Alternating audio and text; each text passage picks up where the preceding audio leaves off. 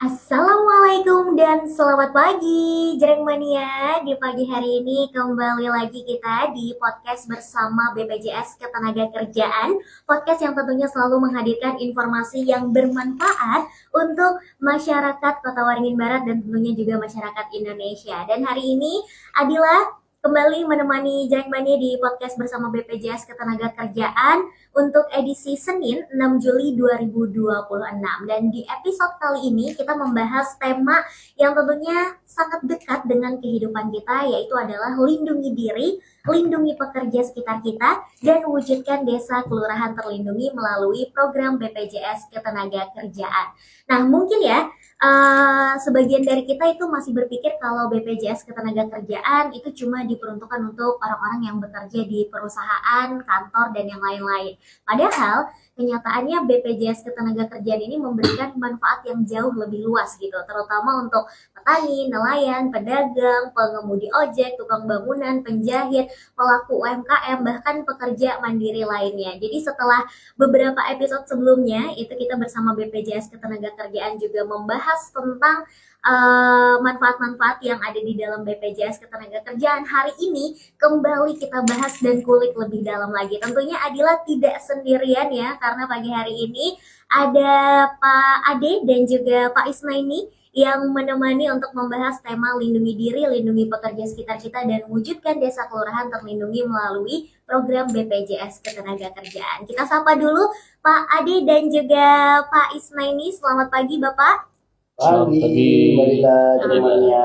Kabarnya gimana Pak hari ini? Baik, alhamdulillah sehat selalu. Alhamdulillah baik. Nah, hari ini bersama BPJS Ketenagakerjaan, podcast yang kita bahas adalah mengenai melindungi diri untuk pekerja di sekitar kita, terutama untuk desa dan kelurahan juga nih ya Pak ya. Tapi sepertinya perlu kita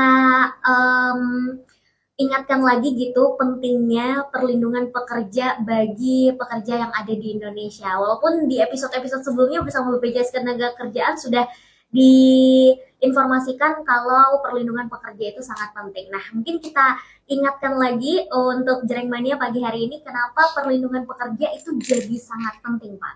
Iya, terima kasih.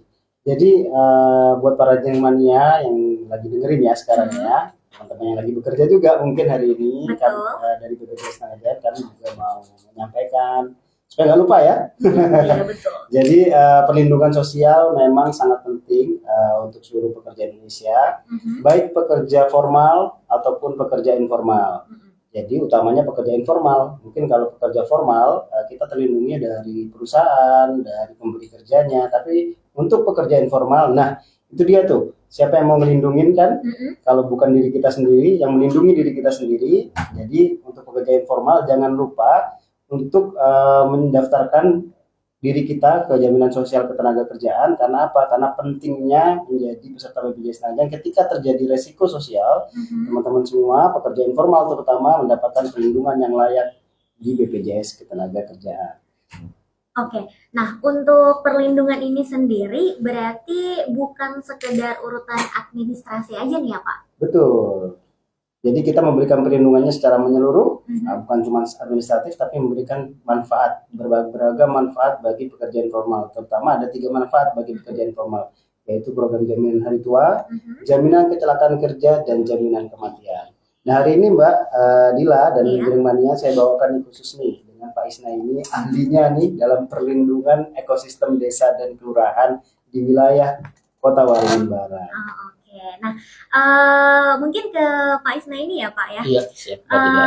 Kalau dari saya dan juga Pak Adi kan sudah beberapa kali bersama BPJS Ketenagakerjaan di podcast ini untuk mengenal BPJS Ketenagakerjaan. Nah, banyak mungkin masyarakat juga yang sampai sekarang itu mengenal BPJS Kesehatan tapi belum memahami yang namanya BPJS Ketenagakerjaan. Mungkin Bapak bisa jelaskan secara sederhana nih Pak, terutama untuk pekerja-pekerja yang mungkin ada di desa dan kelurahan ya Pak.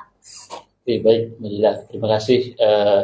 Jadi perlu kami informasikan seluruh pemirsa Jreng Mania, iya, betul, Pak, bahwa program BPJS Ketenagakerjaan ini biar tersampaikan ke seluruh khususnya pekerja yang informal yang berada di wilayah khususnya Kota Waringin Barat.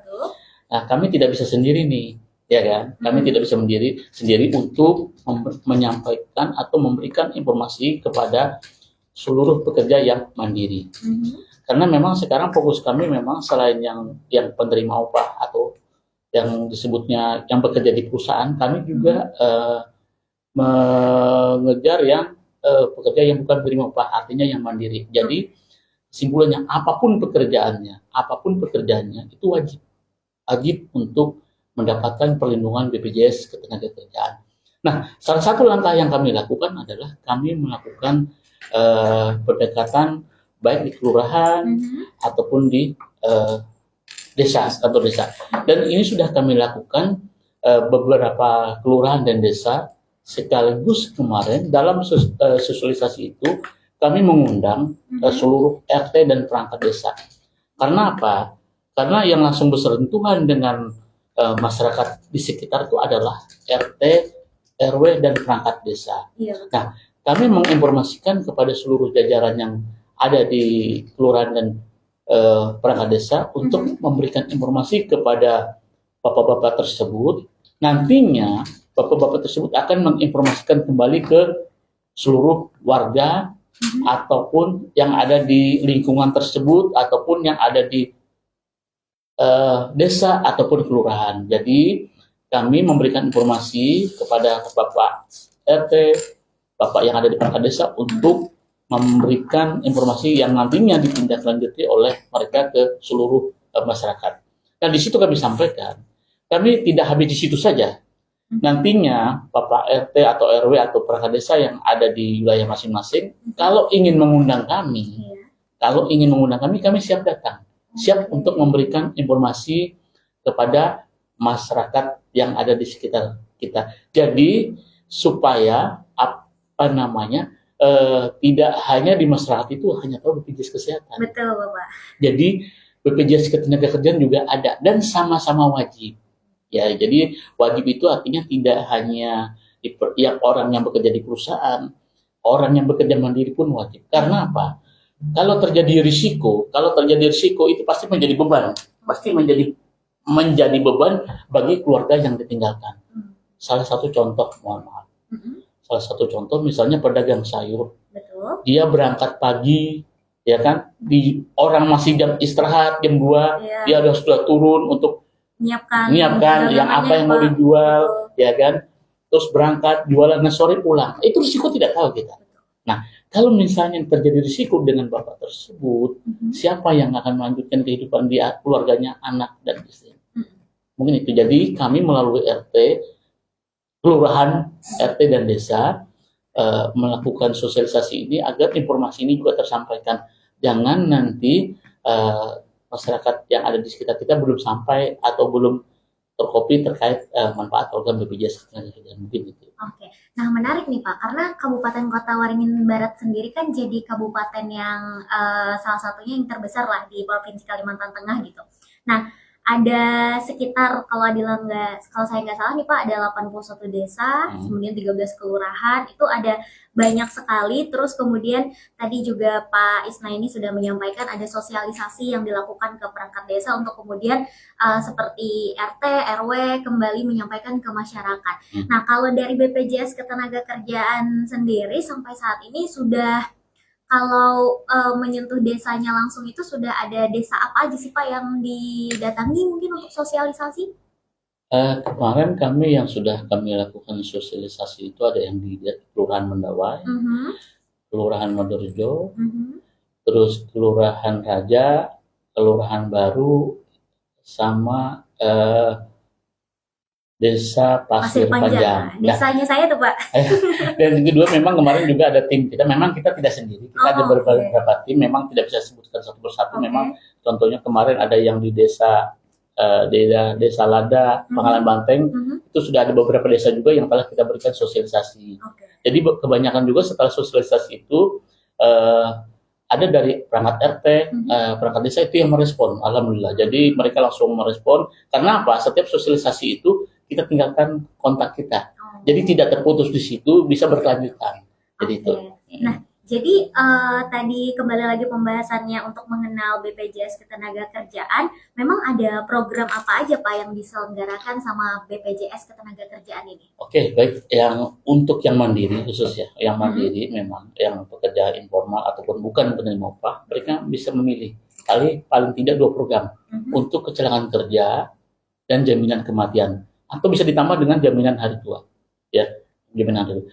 Untuk iuran itu sangat terjangkau dan bisa dibilang setiap lapisan masyarakat apapun pekerjaannya. Untuk 2 program saja hanya 16.800.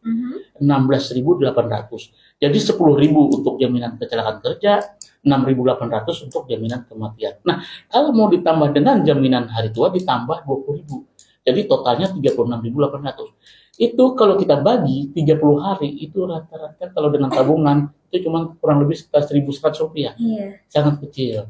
Jadi artinya khususnya pemerintah sudah membentuk jaminan sosial ini supaya apabila terjadi dengan pekerjaannya apapun pekerjaannya, dia sudah mempunyai perlindungan diri untuk terhadap dia dan keluarganya. Karena itu tadi saya sampaikan, seorang pedagang tadi terjadi risiko sampai dengan mohon maaf ini meninggal dunia, otomatis bisa menambahkan beban yang tertinggal. Karena kita tahu sendiri ya, mohon maaf ya, seorang meninggal pun sekarang biaya ada pengumuman, ambulans segala macam. Nah, itu perlu biaya. Jadi dengan kita mendaftarkan diri kita ke program BPJS Ketenagakerjaan, otomatis kita sudah tidak-tidaknya mempunyai perlindungan. Jadi karena kita lagi membahas soal pekerja mandiri atau pekerja informal ini, berarti jaminan yang didapat itu bukan cuma kecelakaan kerjanya aja ya Pak? Berarti ada jaminan-jaminan yang kayak hari tua tadi kata Bapak, kemudian juga kematian. Betul. Jadi gini, jadi sedikit saya sampaikan, untuk jaminan kecelakaan kerja itu perlindungannya saat dia beraktivitas bekerja. Ya, saat dia beraktivitas bekerja. Karena perlu diketahui, kalau seseorang itu terjadi risiko kecelakaan pada saat dia bekerja, itu perlu saya informasikan BPJS Kesehatan tidak akan cover. Karena perlindungannya sudah jelas berbeda. Ya, untuk kecelakaan kerja. Dan perlu kami sampaikan, untuk kecelakaan kerja ini, kalau terjadi risiko sampai dengan mohon maaf meninggal dunia, itu santunan yang kita bayarkan kurang lebih sekitar 70 juta. Kalau dia dalam tugas, untuk yang batasan iuran tadi hanya 16.800 ya, yang perlindungannya 10.000. Nah, kalau dia sampai dengan kecelakaan kerja meninggal dunia, selain 7 juta diterima ahli waris, dia juga ada bantuan beasiswa untuk anak. Bayangin, hanya dengan iuran 10.000 tadi untuk jaminan kecelakaan kerja, dia sudah mendapatkan 2 manfaat. Setidak-tidaknya, mohon maaf, kembali lagi, tenaga kerja yang ahli waris yang ditinggalkan tidak menjadi beban. Memang kita sampaikan bahwa diri kita ini memang tidak bisa dinilai. Tapi jangan sampai kita tidak mempunyai jaminan ataupun perlindungan, keluarga kita waktu kita tinggalkan menjadi beban. Itu untuk yang kecelakaan kerja. Nah, Pak Is, gimana kalau dia misalnya dia tidak, mohon maaf nih, tidak meninggal? Nah, itu saya sampaikan kalau terjadi risiko kecelakaan kerja, kita juga sudah bekerja sama dengan rumah sakit yang ada di Pangkalan Bun. Ya Pak ya, sudah bekerja sama dengan rumah sakit di Pangkalan Bun. Jadi yang penting peserta kita itu terdaftar. Kalau tidak terdaftar itu yang kemana mengadu, gitu ya. Nah, itu yang pertama, yang kecelakaan kerja. Yang kedua, jaminan kematian. Jadi jaminan kematian ini penyebabnya bukan hanya kecelakaan kerja, tapi meninggal biasa yang tidak ada hubungannya dengan pekerjaan. Jadi mohon maaf nih, seorang peserta dia sakit, dia menggunakan BPJS Kesehatan. Nah, ternyata berjalan waktu beliau mohon maaf nih meninggal. Maka BPJS Ketenagakerjaan wajib membayarkan santunan sebesar 42 juta kalau masa kepesertaannya di atas 3 bulan. Ya, jadi itu. Menarik tentang masa kepesertaan. Apakah semua manfaat dari program BPJS Ketenagakerjaan itu berlaku ketika masa kepesertaannya 3 bulan atau ada perbedaan, Pak? Nah, jadi gini, kami informasikan. Jadi kalau dia ring pesertanya 1-3 bulan, dia meninggal, peserta meninggal, mohon maaf, itu masih kita bayarkan santunannya sebesar 10 juta.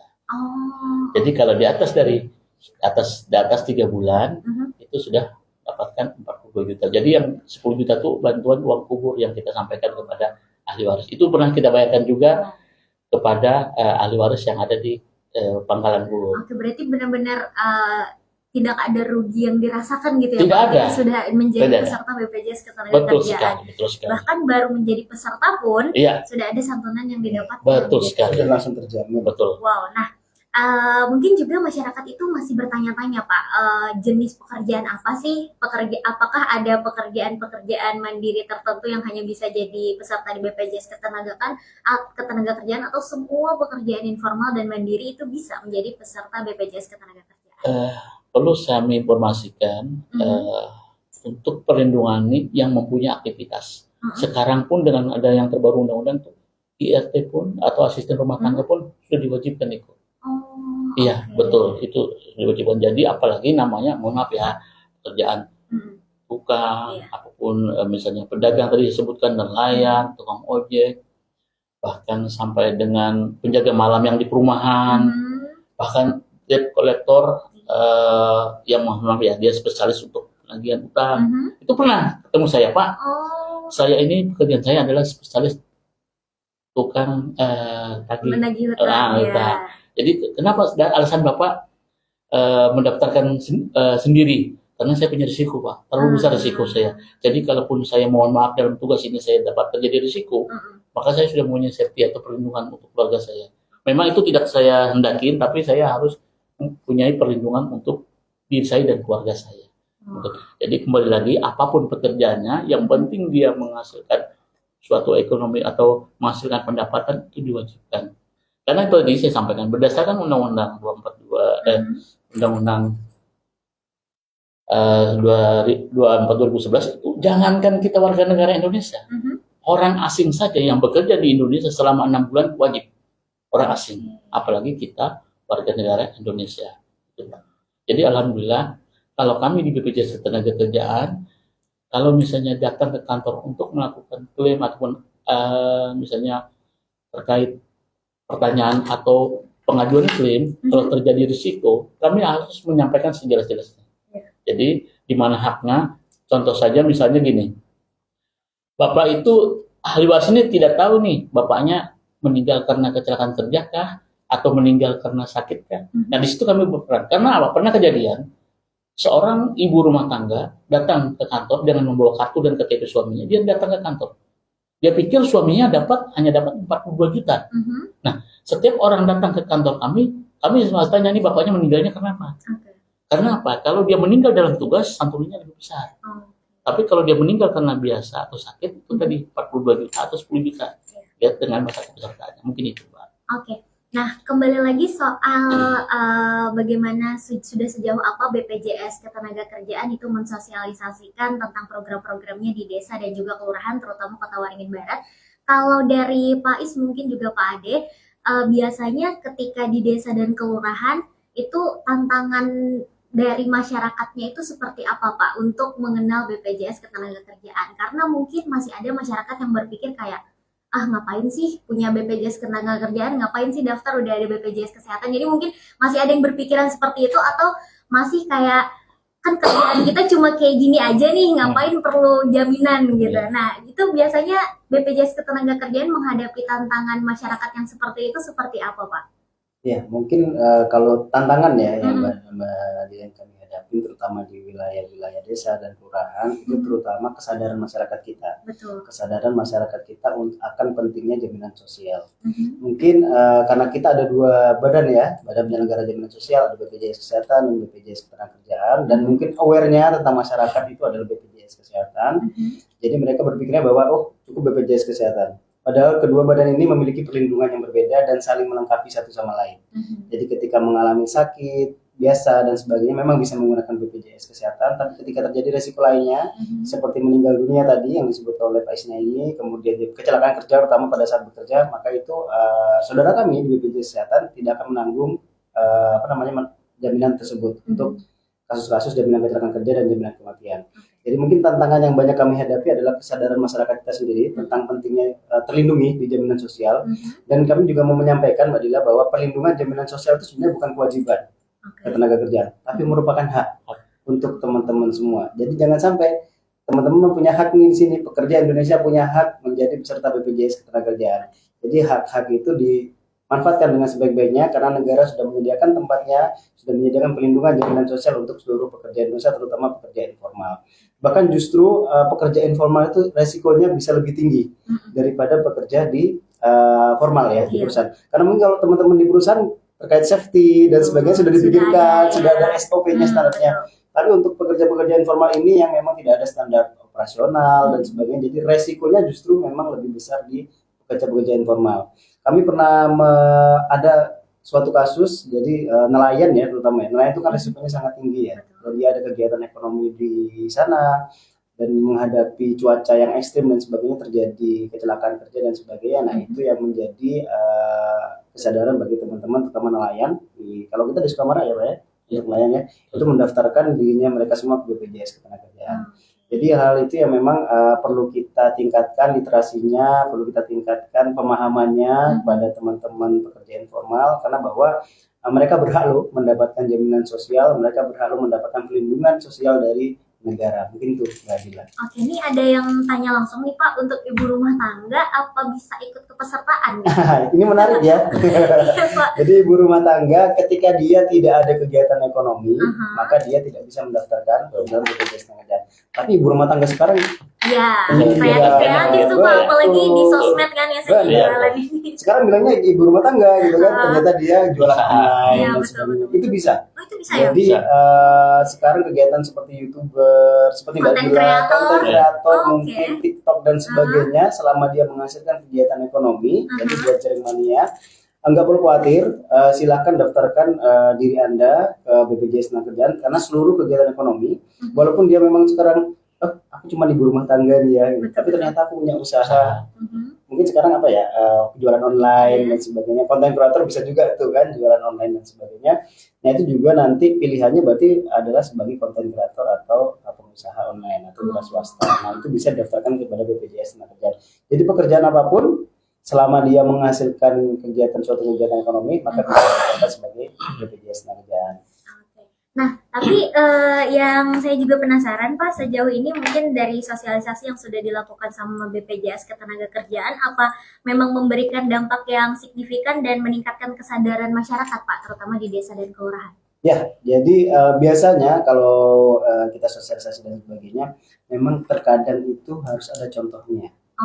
Ya. Harus ada ceritanya dulu ya. Betul. Mungkin di awal memang terutama pekerjaan informal, aku nggak pernah kecelakaan dan sebagainya. Tapi ketika ada rekannya yang mendapatkan, kemudian terjadi case tersebut, kasus tersebut, entah meninggal dunia dan mendapatkan santunan dari kita, mendapatkan perlindungan dari kita. Nah, itu biasanya mengenai kesadaran masyarakat di desa dan kelurahan itu sudah mulai meningkat seperti itu. Oke, ini mungkin pesan-pesan untuk masyarakat nih Pak, terutama dari Pak Is dan juga Pak Ade, bagaimana Pak? Jadi kami menghimbau seluruhnya untuk yang jaringmania yang belum terdaftar segera bisa daftarkan diri kita ataupun saudara kita yang mempunyai aktivitas, segera daftarkan. Artinya pendaftaran sangat mudah, hanya dengan fotokopi KTP dan nomor handphone. Kenapa perlu dengan nomor handphone? Itu kami bisa mengingatkan kembali bahwa ini batas iuran sudah sampai. Nah, karena iuran ini sangat murah dan mudah terjangkau, saya kira tidak ada alasan lah untuk pekerja kita khususnya di Pangkalan Bun. Jadi dengan hanya fotokopi KTP dan nomor handphone bisa mendaftarkan ke program BPJS Ketenagakerjaan yang secara mandiri. Kalau mau dengan 3 program boleh tambah 20.000. Jadi sebulannya 36.800. Jadi silakan datang ke kantor BPJS Ketenagakerjaan atau nantinya kami bisa menginformasikan karena kami di BPJS Ketenagakerjaan punya agen atau perisai yang bisa membantu, tidak perlu ke kantor, nanti agen kami yang bisa menyamperin atau mendatangin bapak-bapak yang mau mendaftar ke program BPJS Ketenagakerjaan. Dan nantinya kalau sudah terdaftar kita akan memberikan kartu peserta. Nah, ini perlu kami informasikan juga kepada seluruh pemirsa. Kan BPJS Ketenagakerjaan, iya nih waktu sosialisasinya, waktu mau mendaftar, iya yang mudah-mudah, tapi setelah melakukan pengklaman susah sekali. Nah itu yang perlu kami sampaikan, bahwa di BPJS Ketenagakerjaan yang penting dokumennya lengkap, pastinya segera kita bayarkan. Insya Allah. Jadi di BPJS Ketenagakerjaan apa yang kami sampaikan, apa yang kami informasikan, baik terkait pendaftaran, pembayaran klaim atau dan lain sebagainya, itu insya Allah tidak kendala. Yang penting dokumennya tadi yang lengkap. Contoh kayak kita suami istri, ada kartu keluarga, ada nikah dan lain. Mungkin itu, Mbak. Oke, dari Pak Ade? Ya, mungkin sedikit aja dari saya. Jadi melanjutkan tadi dari Pak Is, beberapa kanal layanan ya, dari untuk pendaftaran menjadi peserta BPJS Ketenagakerjaan, terutama di wilayah desa dan kelurahan. Selain kami ada perisai, kami juga bisa melapor kepada ini ya, apa namanya Pak Is? Petugas desa ya. Iya, petugas desa Di kantor desa yang sudah bekerja sama dengan kami. Jadi silakan aja melapor dan bisa juga melalui kantor BPJS Ketenagakerjaan. Dan jangan lupa ini menginformasikan seluruh warga Pangkalan Bun terutama di Kota Waringin Barat bahwa setiap hari Minggu kami BPJS Ketenagakerjaan hadir di CFD di Pangkalan Bun Park. Jadi kalau membutuhkan informasi terkait apapun, pendaftar, kemudian klaimnya seperti apa, silahkan datang ke booth kami. Kami hadir setiap hari Minggu jam 7 sampai dengan jam 9 di Pangkalan Bun Park di CFD di Kota Pangkalan Bun. Jadi silakan datang, silakan hadir, kami selalu ada di sana, ya. Terima kasih untuk Pak Is dan juga Pak Ade yang sudah memberikan informasi yang bermanfaat tentunya untuk semua kita, terutama pekerja mandiri dan juga pekerja informal. Terima kasih juga buat Jreng Mania yang sudah mendengarkan podcast BPJS Ketenagakerjaan bersama Radio Jreng di pagi hari kali ini. Adila, Pak Ade dan juga Pak Is pamit undur suara dari studio Radio Jreng Jalan Musang nomor 17 Pangkalan Bun. Selamat pagi dan Assalamualaikum.